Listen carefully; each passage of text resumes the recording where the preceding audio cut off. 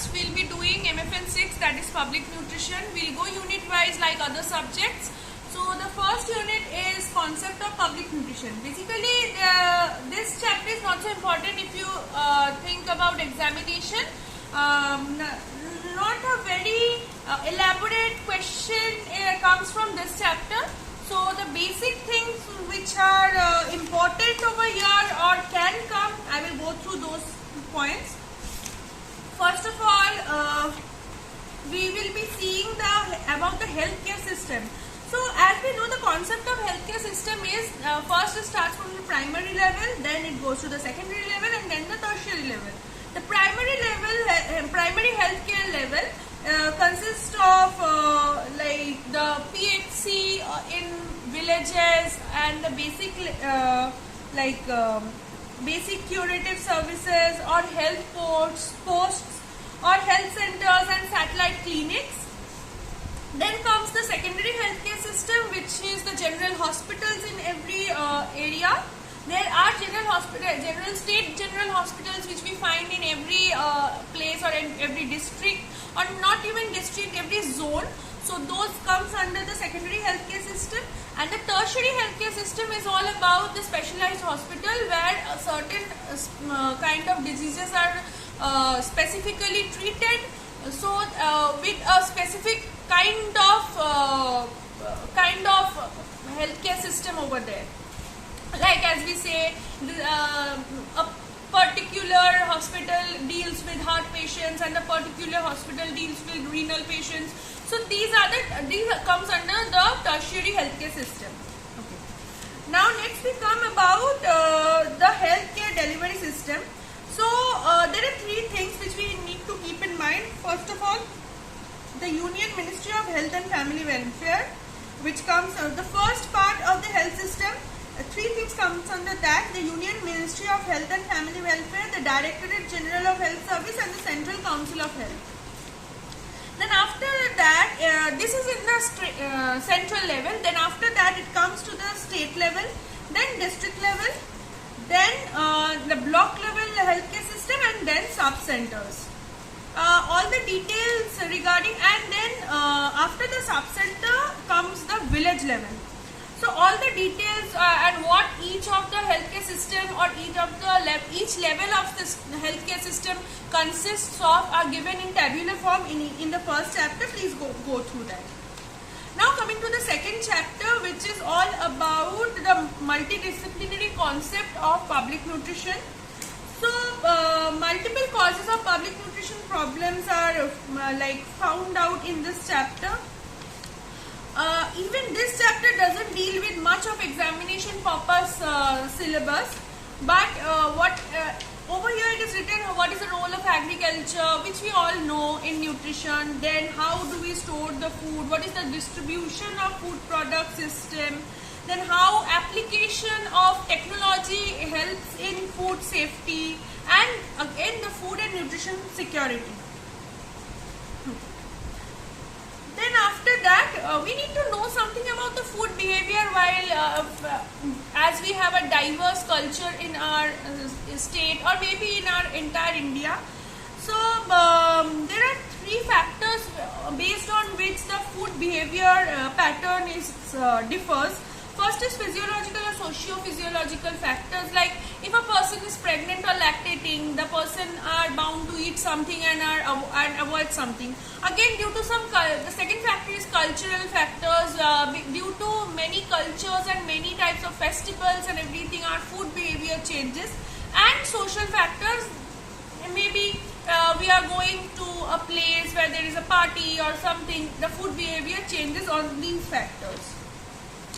So here we come to an end to chapter number 2. The next chapter is chapter number 3, which 3 and 4, both the chapters deal with nutritional problems.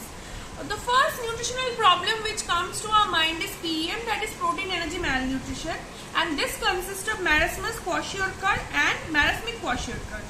The subclinical forms of these diseases are, in kwashiorkor, the main symptoms which we see is underweight. In case of marasmus, it is wasting, muscle wasting, and in case of marasmic kwashiorkor, it is stunting. But all the three types deals with protein energy malnutrition, and this is a very common and evident problem in our country and also in many of the other countries. Some clinical signs of kwashiorkor is edema, which is swelling of leg or swelling of hands due to water accumulation. Then poor growth, the growth and development curve of the baby. Basically, these are diseases which is caused to the babies. So there is a poor growth and development curve level. Now mental changes, the mental development doesn't seems to go well.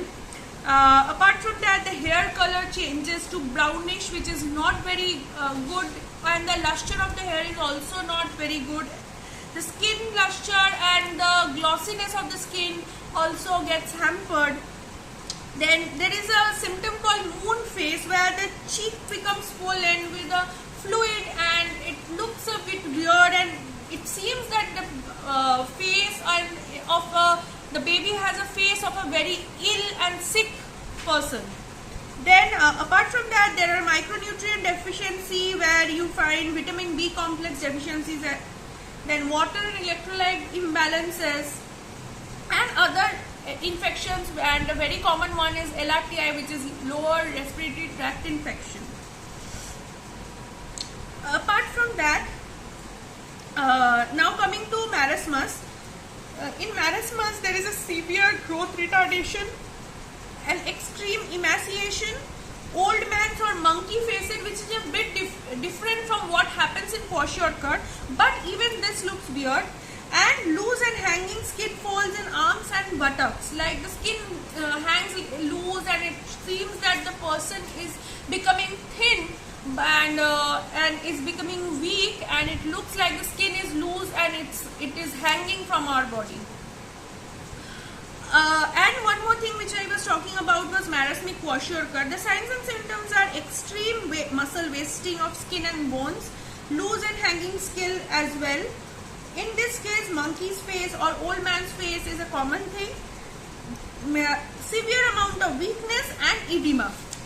As you can see in page number 47, marasmus and kwashiorkor, the difference between marasmus and kwashiorkor is given in a tabular form, which I have already said. Now coming to the subclinical PEM, forms of PEM. So how do we find out that whether there are any standards or any type of measurements by which we can figure it out? So there are certain things like Gomez classification, IAP, which is Indian Academy of Pediatric Classification, and standard deviation classification. All the three scores, whatever the normal scores should be, are given in your book, so please go through that. Now, what is the prevalence of PM? An extent of the disease is measured in the terms of prevalence rate, which indicates the number of individuals with a particular disease as a particular point of time in a specified number, that is 100. Okay. Now, what is the cause of PM? The main causes are low birth weight. First of all, if the weight of the baby is not appropriate, inadequate breast milk, if the mother is not feeding the baby with enough breast milk, delayed complementary feeding, which is required according to the if required, whatever is required, everyone's nutrient requirement, every baby's nutrient requirement is different, so that way the complementary feeding should be accustomed. Primarily energy deficiency, as the name suggests, it's protein energy malnutrition, so the energy deficiency should be kept in mind. Infections and infestations, sometimes infection and infestations happen, for which the protein deficiency happens. Ignorance and poor socio-economic status, sometimes you are not able to afford whatever is required. And then coming to ignorance and poor socio-economic status, if the person is not able to afford food or able to afford the proper amount of nutrition, so that way what happens, even in low socio-economic groups or low income group, these type of problems occur in those type of families. So what are the consequences of PEM? Irreversible growth retardation, increased susceptibility to infection, increased risk of mortality, and low cognitive performance. Now, how to treat PEM? Basically, diet is the main thing, and diet is the only thing that can be done during PEM apart from medicines. But supplementations are also required, but of course those are dietary supplementations of vitamins and minerals. And oral rehydration is required, as dehydration happens in severe PEM. If the baby is prone to infection and infestation, in that case this needs a control, and a check in the clinical progress needs to be done, because if the clinical progress is not going in a positive manner, dietary and medicinal supplementation should be changed. Now, how to prevent and control PEM? First of all, of course, a proper diet.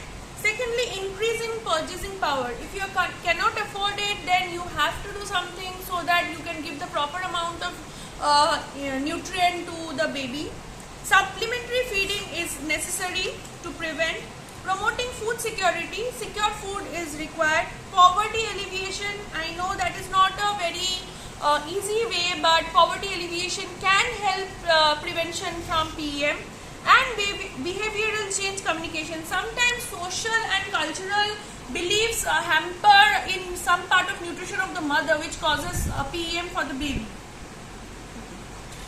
Coming to micronutrient deficiencies, as I have mentioned earlier, micronutrient deficiencies are vitamins and minerals, which I have already explained in 008, that is Food Science Unit 5. So a detailed information is given over there based on the micronutrient deficiencies. But just going through it, first of all, vitamin A, which causes basically blindness. Now, blindness have a certain steps. Like first, it starts from night blindness. Then a Bitot spot occurs. Then after that, conjunctival xerosis. Then corneal xerosis. Then corneal ulcer. Then keratomalacia and corneal scar, leading to total blindness. Next, coming to vitamin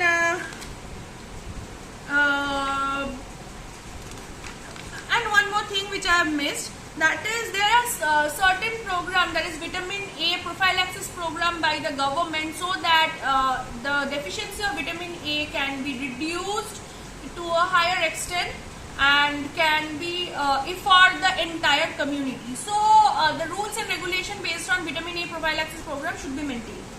Next, we come to one more mineral, that is iodine, which causes goiter. Even IDD, like iodine deficiency disorder, there are few programs by the government to deal with these type of deficiencies. And moreover, one more thing is that nowadays all the salts which we eat, the common salt, is fortified with iodine, so that we are never deficient in iodine. One more thing which is very commonly found, that is iron deficiency anemia. Iron deficiency anemia is very common in pregnant mothers, lactating mothers, and also adolescent girls who has just started their puberty life and menstruation cycle have just started. So for them, iron deficiency anemia is very common, which is very much, as the name is suggesting, it is the deficiency of iron in our blood, and this causes anemia. While supplementation for iron deficiency anemia, we should also keep in mind to take vitamin B9 and vitamin B12, which basically substitutes or helps in recovering from many types of anemia, which is followed by iron deficiency anemia, like pernicious anemia or megaloblastic anemia.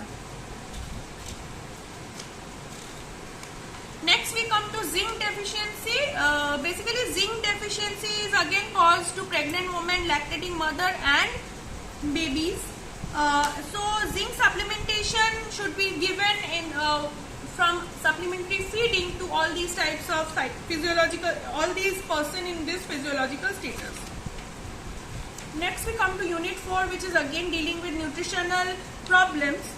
And the first thing is beriberi, which is deficiency of vitamin B1, and then which is again explained in MFN 8 in a detailed manner. Then riboflavin, that is vitamin B2 deficiency, causes araboflavinosis, which is again a disease which is caused near our tongue and lips and the inner part of our mouth, so that as I have told in food science also, vitamin B2 deficiency directly affects this area of ours.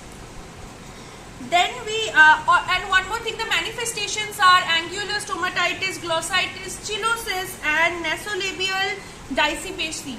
So chillosis and glossitis very common, it happens to every one of us, and normally if we go to visit a doctor, we are prescribed vitamin B2 supplements as in medicinal form, which we commonly know as Bicosune. Now coming to pellagra, one more deficiency disorder, and pellagra is caused due to niacin deficiency. The skin lesions on the hand are the main manifestations.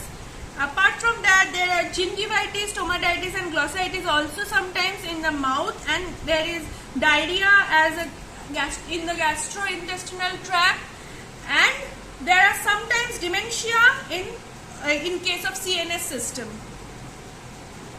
Next we come to folic acid and vitamin B12 deficiency, which I have explained earlier. It causes pernicious anemia and megaloblastic anemia, and it is always followed by the iron deficiency anemia. Next we come to vitamin C deficiency, which causes scurvy, which directly affects our nails and teeth, normally nails, and the nails becomes brittle, and there are line formation in the nails, and this can be prevented by taking ample amount of citrus fruits which contains vitamin C in it. Now we come to rickets and osteomalacia, which is caused, now rickets are caused in babies and osteomalacia in elder ones. This is a deficiency which is caused by demineralization in the bones, and normally near the knee and in the lower part of our body. This is a vitamin D deficiency, where we see knock-knee syndrome, where the two knees face to which should be facing in the front side, but it faces towards itself, and for which the person is not able to walk in a proper way, and apart from that, if it is not treated, the person can even be paralyzed. So, and next we come to fluorine deficiency, which is fluorosis, which happens, which directly targets the teeth. There are marks in the teeth, and the teeth becomes brittle, and the lower part of the teeth, there's a friction over there, and it feels like it is breaking down on its own in a powdery form. So fluoride is something which should be taken in a regular manner. One more thing which is very common due to, this is not a deficiency disorder, but this is a food disorder, so I am explaining it over here. It is caused due to Lathyrus sativus, and it is called lathydism, and this is caused by a particular type of dal, that is kesari dal, which is used as an adulterant. Nowadays it is banned, and this basically causes, it is characterized by altered gait, severe pain in the lumbar region, and spasticity and paralysis. This is basically not a deficiency disorder, but it happens to us very commonly. Thank you.